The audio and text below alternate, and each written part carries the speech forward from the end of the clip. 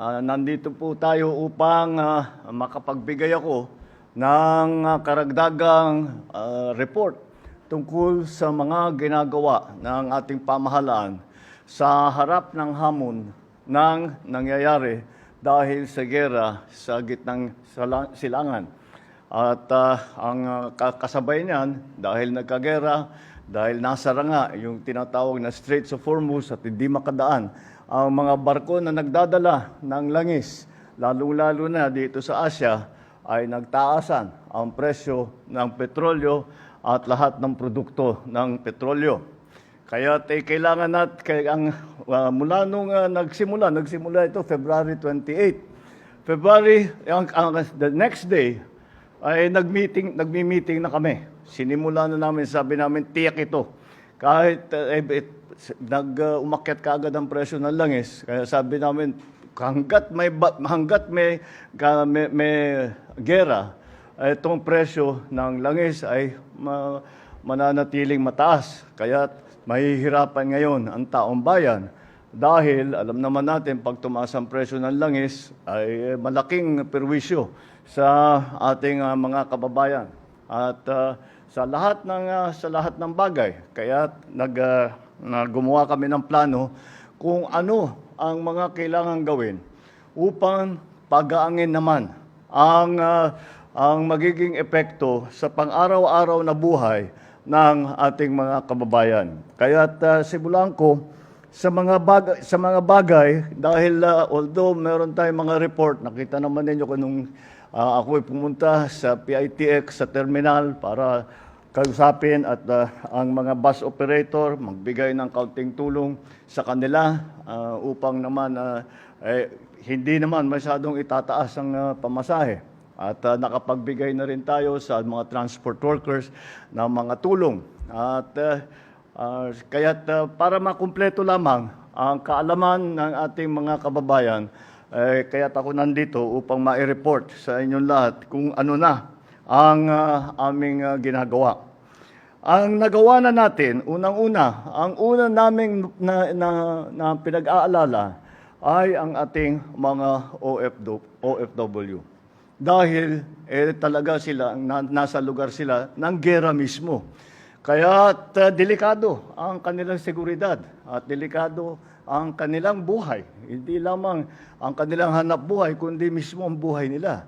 Kaya mabuti na lang at maganda ang relasyon natin sa mga Middle East countries kung saan nandun ang karamihan ng Pilipinong nagtatrabaho. Mabuti na lang at magandang relasyon natin at kinakaibigan natin silang lahat at very appreciative ang mga host countries sa ating mga workers dahil nga sinasabi nilang napakagaling at napakaganda ang kanilang ginagawa, ay nakipag-ugnayan tayo sa kanila kaagad at tiniyak sa atin na ang seguridad ng ating mga OFW ay kanilang binabantayan at tinitiyak nila na ang ating mga OFW ay hindi malagay sa alanganin. Unfortunately, kahit na sa lahat ng ating nagawa, nung ilang araw pa lang, nagkaroon tayo ng casualty sa Israel dahil kagaya nung nangyari nung nakaraan, ay sila ay tumutulong sa kanilang alaga at sa kakatulong sa kanilang alaga na abutan ng bomba at papunta sila sa bomb shelter. Nabuhay yung caregiver na sawi naman ang caregiver na Pilipina. So yun ang una nating naging casualty. At patuloy naman ang aming ugnayan at para sinasabi, kasi marami nagpaplano, pwede kami, lulusot kami, aalis kami. At sinabi ko kagad sa kanila, wag muna, dahil hindi natin alam ang sitwasyon. Makinig tayo sa mga local authorities, yung mga tiga doon, ang mga pamahalaan nila. At magtanong tayo, kailan ba safe na makalabas? Kailan ba lilipad ulit ang mga eroplano? Kailan ba kami makapag-charter ng eroplano upang maiuwi ang aming mga kababayan na nagnanais umuwi? At sa pag-ugnayan na yan, dahan-dahan nakagawa tayo ng sistema para maiuwi ang ating mga kababayan na nagnanais umuwi. Meron pa rin talaga na sinasabi na hindi naman daw nila, ang pakiramdam naman nila ay safe naman daw sila. At sige, nasa sa kanila yun. At ngunit yung mga iba ay talagang naririnig na raw yung bomba. Doon malapit doon sa kanilang tirahan. Yung kwento ng mga nakausap ko, yung mga nakauwi. Ganun na nga, ang nakakaawa, yung mga mas may edad na, lalong-lalo na yung mga maliliit na bata. Dahil siyempre, kahit anong mangyari, nakakatrauma yun. Ang mahirap sa bata, kahit tayo kaya natin maintindihan kung ano yung nangyayari. Kaya natin ipaliwanag, this is what's happening, may gera dahil sa ganito. Sa pagbata, ang hirap may paliwanag, basta't natatakot na lang sila. And so this is the problem that we were facing. So this was the initial problem, and this is the first concern that we addressed. And since that time that we have set up the systems for repatriation, we have already nakauwi na ang mahigit 2,000 OFW, mahigit 16,000 na ang nakatanggap ng tulong. Ito sa pamamagitan ng pagkain, ng tirahan, medical care, transportasyon, financial support. Ito ang mga nakauwi, meron din tayong ibinibigay doon sa ating mga kababayan na nandoon pa rin at nangangailangan ng ating tulong. At hindi natin ititigil ito. Patuloy ito ang ating pagpauwi ng ating mga kababayan. At nakaapat na tayo na charter flight na nakauwi. At ito hindi lamang galing sa isang lugar, kung hindi pinupuntahan ito sa iba't ibang bansa, nagkikita-kita sila sa isang lugar, sabay sasakay ng eroplano bago iuwi dito sa Pilipinas. Patuloy natin yung ginagawa ito at hindi pa kumpleto sa 2,000 na naiuwi natin, kulang pa, meron pang mga gustong umuwi pa. At sila naman ay dahan-dahan ay ginagawa namin ng paraan upang umuwi. Ang mahirap ay ang pag-charter ng eroplano at saka ang paglipat kahit yung by land. Yun na nga, nung ilang unang araw, sinabi ko sa kanila, huwag kayong basta't magsasarili. Dahil kung mag-convoy kayo, pag nasa taas nasa 10,000 feet yung eroplano, hindi nila malaman kung yung ba ay mga militar o yung ba ay civilian. Baka magka-problema, magka-misencounter kung tawagin. Kaya't ngayon, tinitiyak natin na lahat ng movement ay cleared by the local authorities para lahat sila ay maging safe. At ito ay patuloy natin ginagawa. We are chartering flights. We started with 1 a week. I start to accelerate that to 2 a week. Depende talaga kung kailan nila sasabihin sa atin na maaari nang magpalipad. At meron iba diyan na sumasakay sa commercial. Meron yung iba sinasakyan yung ating mga chartered na eroplano. And we will continue to do this until the war ends or until we have repatriated all of our nationals back home here to the Philippines. Then and now the next part of the challenge that we were facing was the supply and the pricing of petroleum products.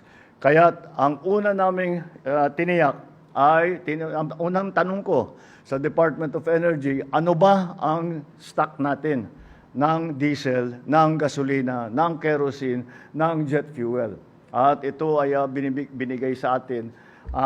Marami sa inyo ay nakita naman ninyo yung unang report kung ilan ang supply natin. At ang instruction ko sa kanila, huwag niyong titigilan.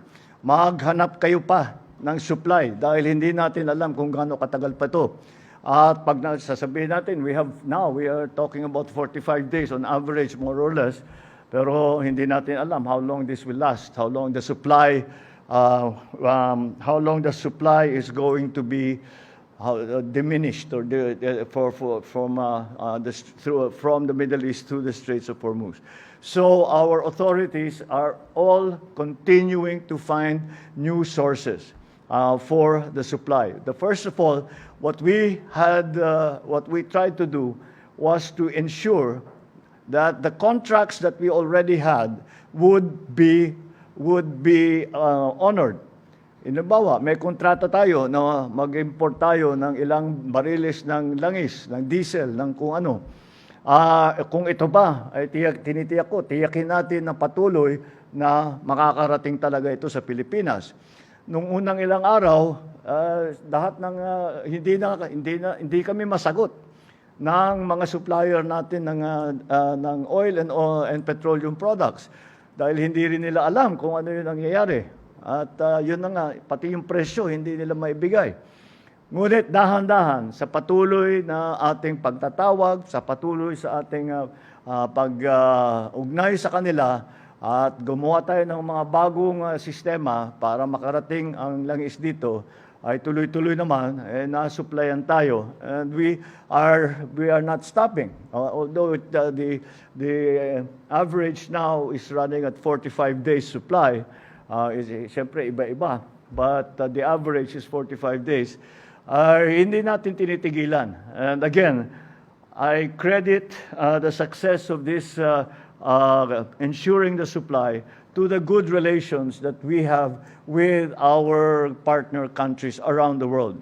And we have not only gone to our oil suppliers, the traditional oil suppliers, we have tried to explore other sources that are not affected by the war that is ongoing in the Middle East. And it would be premature to say that we have perfected contracts with them, but I think it's sufficient to say that the things are beginning to open up. And although we cannot be assured right now of the supply, we can be sure that at least for 45 days we will be all right.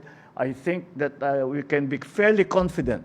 We can be confident that after the 45 days, we will still have already arrived here in the Philippines. We will have already a flow of oil, not just one delivery, not just two deliveries, but a flow of petroleum and petroleum-related products.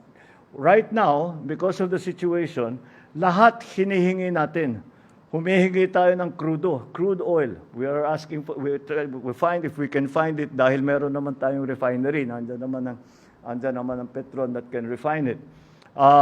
Gasolina, diesel, siyempre ang pinaka-importante para dito sa Pilipinas. At ang jet fuel, kerosene at saka jet fuel para patuloy ang lipad ng mga eroplano. So we are continuing to do this. We will not stop. We will not stop this process so that we will ensure the supply of petroleum and petroleum products to the Philippines. And right now, I'm very confident in saying that we have sufficient supply. We will continue to source those supplies. And I do not think that there is a problem. Sa aming analysis, wala tayong problema para sa supply ng petrolyo at saka ng mga petroleum products. Ang isang napakalaking nangyari ay ang pagtaas ng presyo ng langis. At ito ay talagang mahirap natin sagutin at gawa ng paraan dahil wala tayong control diyan. Oil will do what it will do. The markets will behave in the way that they behave. No one, not even the producers, have control over the world price of oil. All that we can do is to compensate our people and to support our people so that they have some assistance in the face of this. Ang ating mga nagpatupad tayo ng mga ilang inisyatibo upang matulungan ang ating mga kababayan. para sa lahat ng na sumasakay sa mga transport system natin ay nagsimula tayo, nagbigay tayo ng libreng sakay. Meron tayong 50% na discount sa LRT 2 at MRT 3 para sa lahat ng commuter. Binawasan na rin ng CAAP ang terminal at aeronautical fee para maging mas mura ang pamasahe sa eroplano. Para naman sa ating mga tsuper, namamahagi tayo ng cash assistance sa 120,000 na tricycle driver at TNVS drivers. Nagbigay din tayo ng toll discount para sa mga jeepney, para sa mga bus at para sa mga truck. Para naman sa pagkain, dahil siyempre inaalala din natin na wag sumabay ang presyuhan ng pagkain, ay pinalawak natin ang 20 peso rice program sa 627 centers na binuksan natin na nakabukas sa buong bansa. At kasama dyan, bukas ang mga kadiwa para sa makabili naman yung mga nangangailangan ng murang bilihin ng pagkain. At patuloy din ang ating ibinibigay sa ating mga magsasaka ang fuel at fertilizer subsidies para sa magsasaka at saka para sa mga mangingisda, para hindi ipasa yung pagtaas ng presyo ng kanilang ginagamit na krudo, hindi mapasa lahat sa mga consumer. At sumagot na ang ating mga manufacturer na hindi sila magtataas ng presyo ng pangunahing bilihin sa ngayon. At hanggat kaya, nangako naman sila, hanggat kaya nila na i-maintain ang presyo. Kasi ang pinagbibili ngayon nila ay yung nasa inventaryo na nila. Na nabili nila ng mura pa bago pa nangyari lahat ito.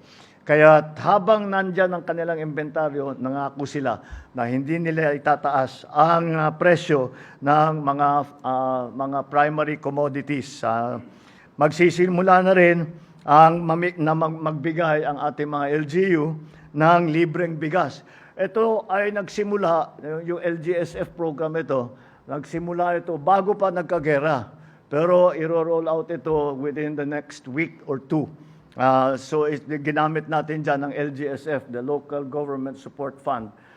Diniretso natin sa ating mga local government para sila na ang magbibigay ng tulong.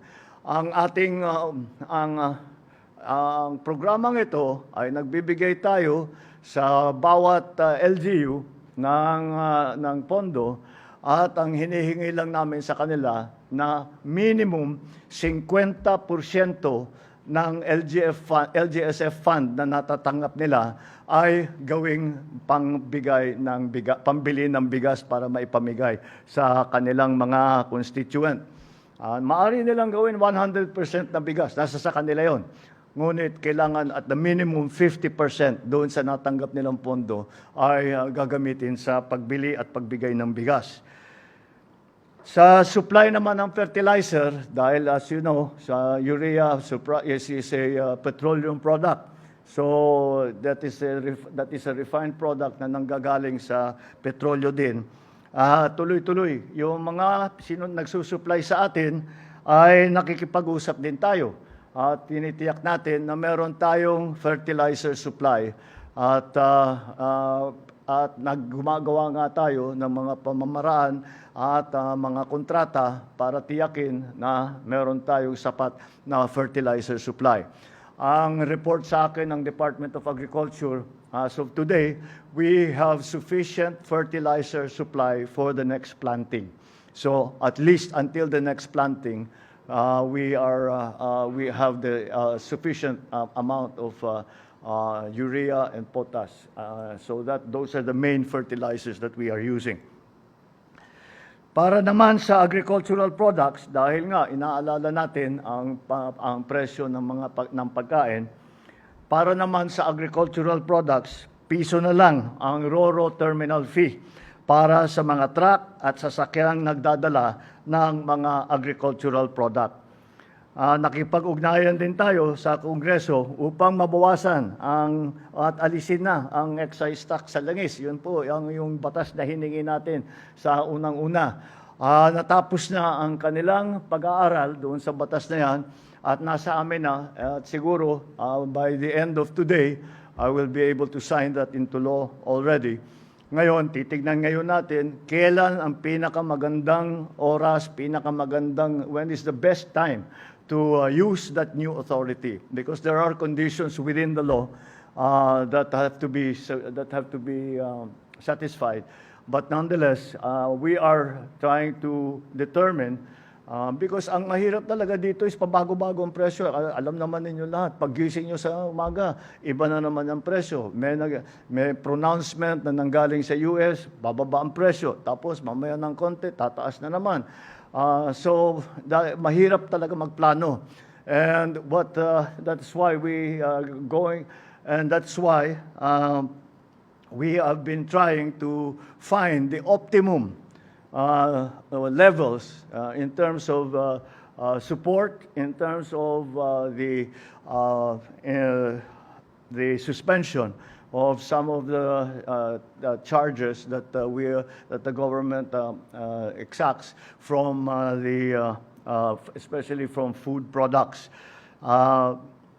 And so lahat ito ay ginawa na natin since as I said, Day one na lang pala nung nabalitaan namin yung nagbomba. Ang una naming inalala ang ating mga OFW. Miniting ko na ang OWA, miniting ko na ang Department of Migrant Workers, kinausap ng DFA ang ating mga embassy, at yan ang una nating ginawa.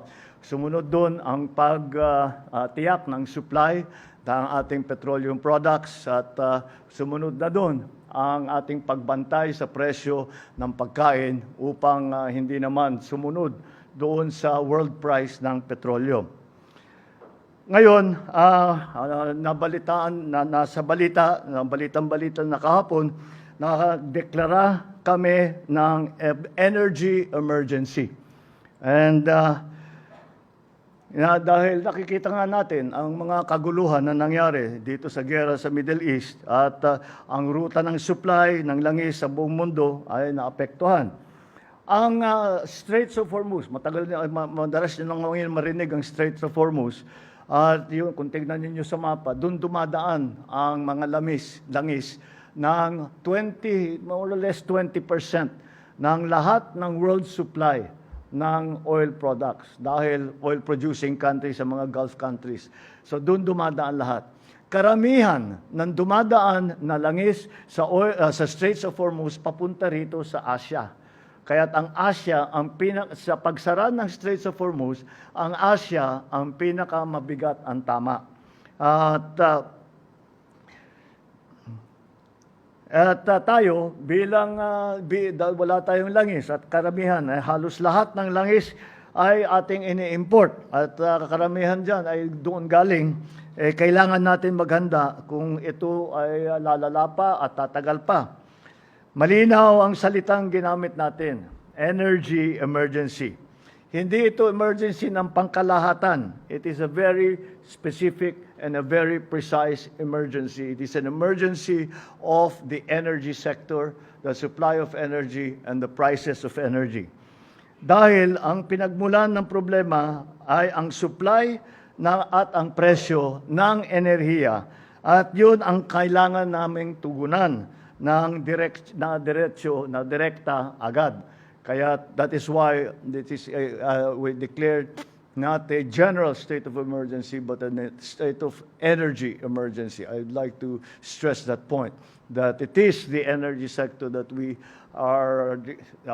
need to declare as an emergency sector because of the war in the Middle East. I want to assure everyone that this does not mean that we should panic. It means that we are doing everything that we can to assess and to alleviate the situation. It is a precautionary tool so that we are ready for whatever comes next. Because Lahat ng kaya nating, all the options that have been available to us, we are now exercising in terms of the subsidies, fuel subsidies, cuts in fees in our ports, cuts in charges, and again, the continued workings of our government to talk to other governments and to talk to even the private sector. The private sector partners have a lot to play, have a big role to play in all of this. We have done all of those things that have all those options that have been available to us. The reason that I declared an energy emergency is to provide government with more options should the need arise. Binibigyan nito ang ating pamahalaan ang mga kapangyarihan kumilos ng mas mabilis, bumili ng langis ng hindi na kailangan na dumaan pa sa matagal na proseso at pagsamahin ang lahat ng ahensya sa isang direksyon. Those are the authorities and the powers that we might need in the future and we would like to have available to us. Nakikipag-ugnayan din tayo sa Kongreso. I'm sorry, I'm looking at the wrong page. Itinatag ng EO 110, which is the executive order that I signed yesterday, ang uplift. Ito ang aming unified command na aking personal na pinanunuan. I am the chairman of this working group. Kasama natin ang ES, ang Executive Secretary, mga kalihim ng Department of Energy, Department of Transport, ang DSWD, ang Department of Agriculture, ang Department of Finance, ang DepDev, at of course ang DBM. At sabay-sabay ang galaw ng buong pamahalaan para mabilis, para malinaw, at walang ahensyang mag-iisang laban lamang. Lahat ay nagtutulungan. Everything is, before I'm sure you will ask questions, or you will have, some people will say, what are we thinking about this? Are we thinking about that? Are we going to do this? Are we going to do that? The best way I have to answer that question, nothing is off the table. We are looking at everything that we can do. And so whatever suggestion that has been brought to us, whatever idea that we have come up with, we are examining it very, very closely in great detail to see if it is going to be advantageous to our people. At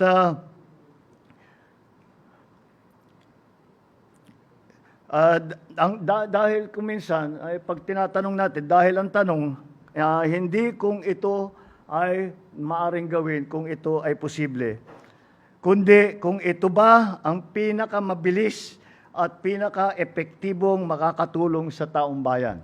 So every suggestion, every idea that has been brought to us, that we have come up with, we look at it in detail and we say, ito ba ay mararamdaman kaagad ng taong bayan? And that is an important criterion.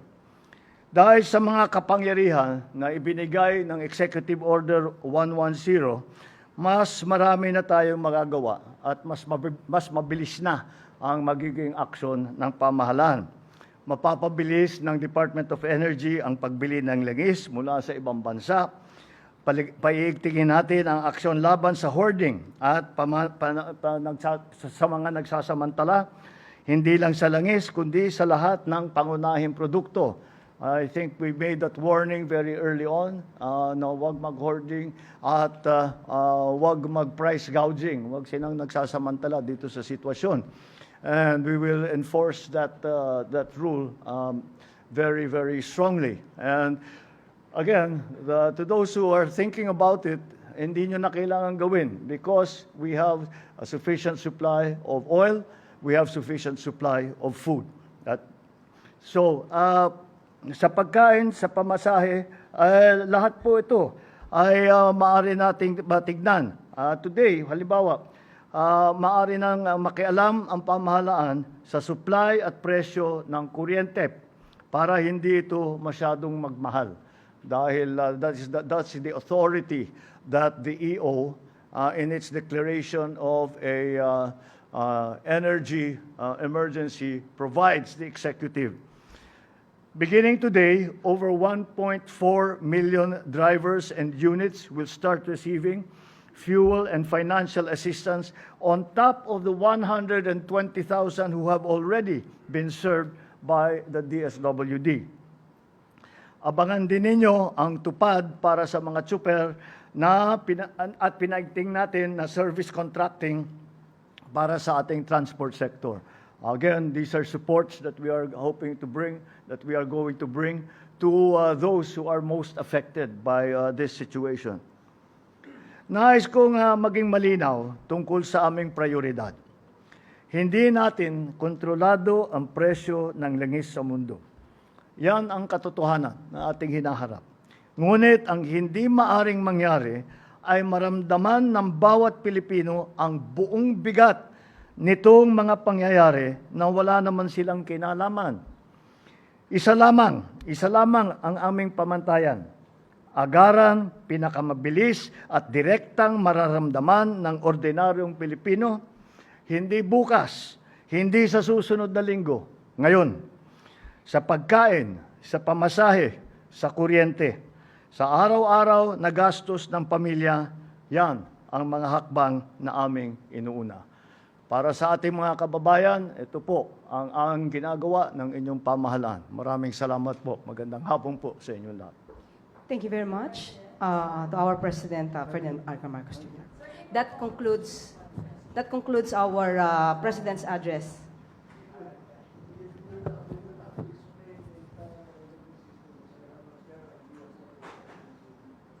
Thank you very much, sir.